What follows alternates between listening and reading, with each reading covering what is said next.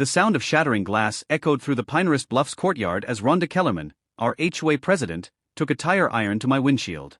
She was screaming about her reserved parking space, declaring I had been warned. She stopped mid-swing only when she noticed two uniformed police officers stepping out of the patrol car parked directly behind mine. The flashing blue lights reflected off the broken glass. Their dash cam was recording every second. My name is Miles Deacon, and I own a ground-floor condo near my elderly mother. I am a quiet professional. The HOA was fine until Rhonda took over 6 months ago. She wears a whistle and patrols the complex with a clipboard, measuring grass height with an actual ruler.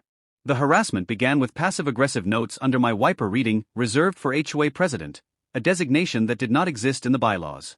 When I continued parking there, she escalated to late-night door pounding, demanding I respect the community hierarchy. I simply did not answer. She started spreading rumors that I was illegally subletting. Neighbors confirmed Rhonda had called an emergency meeting just to discuss the Miles Deacon problem. This only made her more determined to make my life miserable. Rhonda escalated again, covering my car in hundreds of sticky notes. Each one listed a fabricated violation, parking violation, unauthorized doormat, excessive mail in mailbox. It took me 45 minutes to remove them all. I saved every one and started documenting everything with photos and videos. One rainy Thursday afternoon, I parked in the open, disputed spot to quickly unload groceries. I was inside for 5 minutes. When I stepped back outside, Rhonda Kellerman was standing next to my car with a tire iron.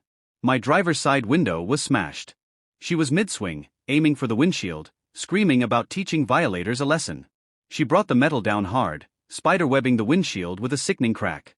Rhonda had missed the police cruiser parked in the visitor section. The officers had a perfect, unobstructed view of the entire incident. 2 officers approached. The sergeant called out, "Ma'am, please put down the tire iron and step away from the vehicle."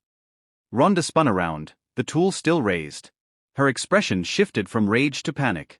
The tire iron clattered to the ground as she stammered about HOA enforcement and her authority. The female officer asked, "Ma'am, is that your car you were just damaging with that tire iron?" Rhonda accused me of stealing her space. The sergeant calmly responded that destroying someone else's property was a felony, regardless of the dispute, and mentioned their dash cam had captured the entire incident. I pulled out my phone and showed the officers the documented harassment. Rhonda trembled, insisting the bylaws gave her authority, but she couldn't produce them. The sergeant explained that since the property damage exceeded the $5,000 felony threshold, and the crime was committed in front of law enforcement, they had no choice but to make an arrest.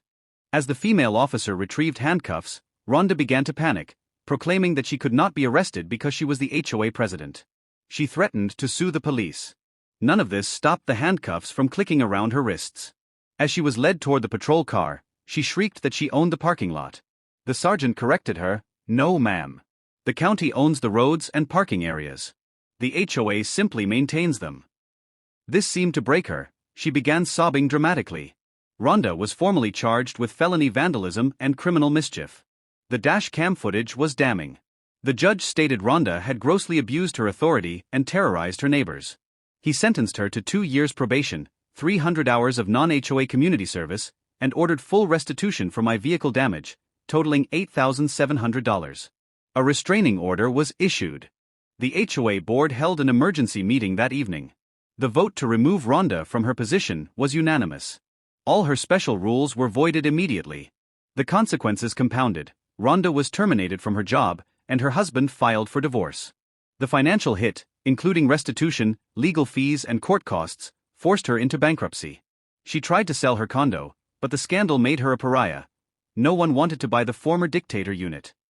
She had to accept an offer significantly below market value. The parking spot Rhonda claimed is now an officially designated visitor space, with a plaque that reads "Guest parking only" as a reminder that no one is above the rules. I park there daily out of principle. Rhonda Kellerman was convicted of felony vandalism and sentenced to 2 years probation with 300 hours of community service. The $8,700 restitution forced her into bankruptcy. She collapsed in court, wailing that she was only trying to maintain standards.